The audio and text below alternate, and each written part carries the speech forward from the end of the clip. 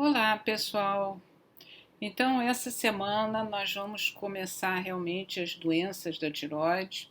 Então, primeiro nós vamos falar a respeito do hipotireoidismo, né? Então, o que é o hipotireoidismo? O hipotireoidismo é uma síndrome clínica que é resultante ou da deficiência produção ou ação dos hormônios tiroidianos. E, em consequência disso, vai haver uma lentificação de todos os processos metabólicos. O hipotiroidismo ele pode estar presente em qualquer faixa etária, desde o recém-nascido até a pessoa mais idosa. E quando é que ele vai ser mais prevalente? Ele vai ser mais prevalente no sexo nas mulheres, naquelas que possuem doenças autoimunes, nos indivíduos com síndrome de Turner ou síndrome de Down, naquelas famílias que existe história de doença tiroidiana, é bastante encontrado em associação com hepatite C, em consequência a certos medicamentos, né? Então, isso tudo são fatores de risco para o hipo. E como é que se classifica? Se classifica em primário, quando a falência é da própria glândula tiroidiana, e em hipotireoidismo central, que ele pode ser tanto secundário, quando a causa está numa deficiência de secreção de TSH, como nos casos de tumores, ou terciário, quando a deficiência é de TRH. A todos dois, tanto o secundário quanto o terciário, se dá o nome de hipotireoidismo central. Para o diagnóstico, o passo número 1 é a dosagem do TSH, porque o TSH ele é o mais sensível a pequenas alterações do hormônio tiroidiano, do T4 livre, né? Ele é um ensaio muito exato, amplamente disponível e relativamente barato. Bom, diante de um paciente com hipotiroidismo, qual é o quadro clínico que vocês vão encontrar? Depende. Depende de alguns fatores. Entre eles, os mais importantes são a idade do paciente, a idade que esse hipotiroidismo está se instalando e a etiologia. Vamos então iniciar falando a respeito do hipotiroidismo na infância. Então, ele pode ser o congênito, o neonatal, eu vou falar por ordem de idade, né? Ele pode ser transitório, mas é raro. E a causa mais comum é o hipotiroidismo congênito permanente sem bócio, que é causado por uma disgenesia tiroidiana. Uma outra causa é o hipotiroidismo também congênito permanente com bócio, que é aquele resultado dos defeitos na biossíntese dos hormônios tiroidianos. Já em criança, uma causa bem comum é a tiroidite de Hashimoto. No entanto, ela costuma cometer crianças a partir dos 4 anos de idade. O hipotiroidismo congênito, que, como eu disse, é a causa mais comum, é decorrente das disgenesias tiroidianas. Como vocês podem ver aqui, ela pode ser, seja porque a tiroide está subesternal, sublingual, que vocês veem aqui uma fotografia de uma tiroide sublingual, intralingual. Então, todas essas alterações, elas são alterações em que cursam com uma menor eficiência na produção do hormônio tiroidiano. Eu chamo a atenção de vocês o seguinte: o hipotiroidismo congênito, ele tem alguns sintomas comuns, que é a icterícia neonatal, prolongada, choro rouco, letargia. Entretanto, todos esses sinais e sintomas geralmente não estão presentes ao nascimento. Por isso que é importante o teste do pezinho, né? Então, isso daqui é uma criança que nós vamos discutir o caso dele na terça-feira, que é portadora de cretinismo, que é a deficiência mental mais grave e é decorrente do hipotiroidismo congênito.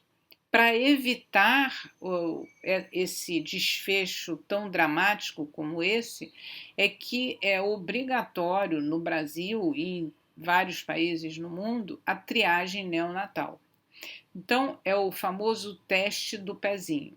Ele é feito entre o segundo e o quarto dia de vida e é colhido no calcanhar do bebê, né, o sangue, e é feito então a dosagem de TSH. Então, as manifestações clínicas, elas são mais comuns quando uma criança já um pouco maior, após os 2 anos de idade. Mas, felizmente, quando o hipotiroidismo se instala numa fase mais avançada, não vem acompanhada de retardo mental, e sim de outras manifestações, como baixa estatura, aumento de peso, déficit escolar.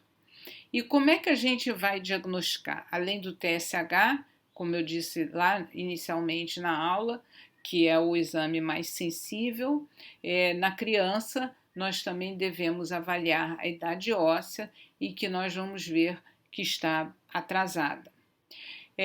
O tratamento é feito com levotiroxina, sendo que a dose é maior conforme a criança é mais jovem e depois vai diminuindo micrograma por quilo por dia conforme a criança vai crescendo.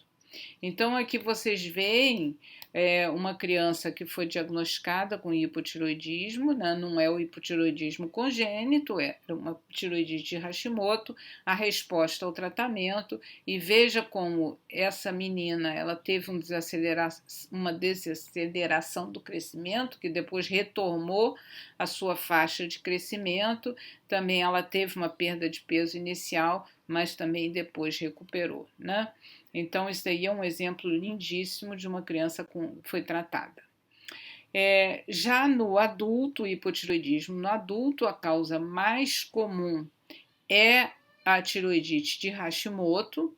Entretanto, existem outras causas, como por exemplo aquela secundária ao tratamento do hipertiroidismo, principalmente quando o tratamento é feito com radioiodo, né, que leva muitos pacientes ao hipotiroidismo. Outras causas óbvias, como pós-tiroidectomia, também vão levar ao hipotiroidismo, que já é um hipotiroidismo definitivo, né? Outras possíveis causas são o uso de certos medicamentos. Dentre eles, eu gostaria de citar a amiodarona, que é uma droga muito usada pela cardiologia e que é capaz de levar tanto a hipotiroidismo quanto a hipertiroidismo. O tratamento com lítio, o tratamento com interferon, inibidores de tirosina quinase. Então, nós sempre devemos estar alerta à causa do hipotiroidismo e diagnosticar corretamente, né?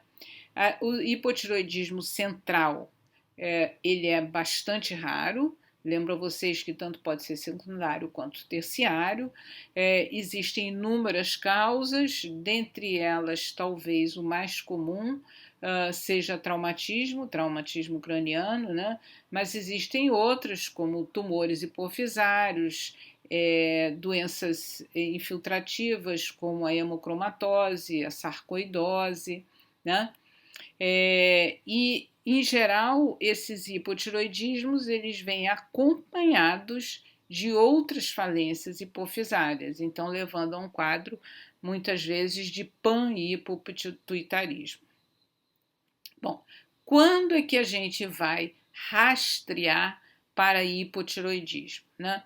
As indicações são, em geral, mulheres, né? Que, como a gente já viu, são mais acometidas, especialmente as mais idosas, as grávidas, aqueles pacientes que têm uma história de radiação no pescoço, que têm uma cirurgia prévia, portadores de diabetes tipo 1, outras doenças autoimunes, síndrome de Down, enfim, aqueles pacientes que têm um fator de risco para a doença tiroidiana. Diante de um paciente com suspeita de hipotiroidismo, então vai ser solicitado o TSH em primeira instância e, quando for possível, também o T4 livre, idealmente o T4 livre também, né? Então, quando você encontrar um TSH aumentado e um T4 livre diminuído, você está diante de um hipotiroidismo primário. Quando você encontra o TSH diminuído, normal ou ligeiramente aumentado, prestem atenção, com um T4 livre diminuído, você está diante de um quadro de um hipotiroidismo central. E quando você tem um TSH aumentado e um T4 livre normal, trata-se de um caso de hipotiroidismo subclínico, né? E num paciente com hipotiroidismo subclínico, a gente sempre fica em dúvida: será que nós vamos tratar ou será que nós vamos, então, apenas observar esse paciente, né? Então, nós vamos ter que individualizar cada caso. Alguns casos vão precisar ser tratados, outros não. Durante a gestação, é obrigatório você rastrear se a mulher tiver mais de 30 anos, também se tiver presença de doença autoimune, se sofreu irradiação cervical. Então, se tem fatores de risco, é indicado também fazer o rastreio. Quais são as manifestações clínicas do hipotiroidismo? Então, vocês podem ver que a lista é muito grande, né? Você tem desde sintomas como intolerância ao frio, astenia, depressão. Então, os sintomas são extremamente variados e acometem praticamente todos os sistemas e órgãos do indivíduo. Mas vocês vão ver na prática, quando vocês começarem a ver pacientes, que alguns têm mais presente algumas anormalidades e outros outras. Então, isso aí é um pouco particular de cada paciente, né? Mas é importante chamar a atenção de vocês o seguinte: existem também alterações de exames laboratoriais que podem ser encontrados, como, por exemplo, anemia, uma hiponatremia, enzimas hepáticas elevadas, colesterol alto, mas revertem com o tratamento adequado do hipotiroidismo, ou seja, você não vai dar estatina, você não vai dar sulfato ferroso, você não vai tratar o sintoma, né? Você vai tratar a causa. O tratamento ele é feito com levotiroxina, né?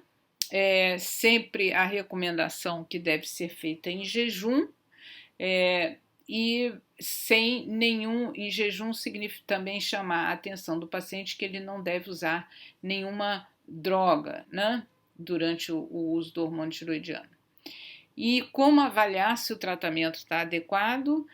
Através da dosagem do TSH, se for um hipotiroidismo primário, se for um hipotiroidismo central, você vai ter que avaliar como? Com o T4 livre, o TSH perde o valor, né? E aí você vai reavaliar 6 a 8 semanas depois de instituído o tratamento, né?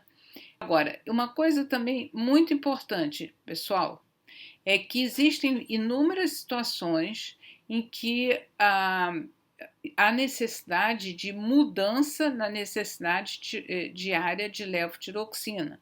Então, você precisa estar atento, por exemplo, durante a gravidez, ou drogas que diminuam a absorção de levotiroxina, como o sulfato ferroso, por exemplo, na presença de doença gastrointestinal. Então, é importante você saber disso, e se o teu paciente começar a apresentar uma alteração nos seus exames, você buscar, antes de você ajustar a dose, você buscar ver se houve algo que alterasse a necessidade diária dos hormônios tiroidianos, tá? Aqui está a leitura recomendada para essa aula. Nos vemos na terça-feira e em seguida eu vou mandar para vocês os casos clínicos que serão debatidos, tá? Tchau, tchau!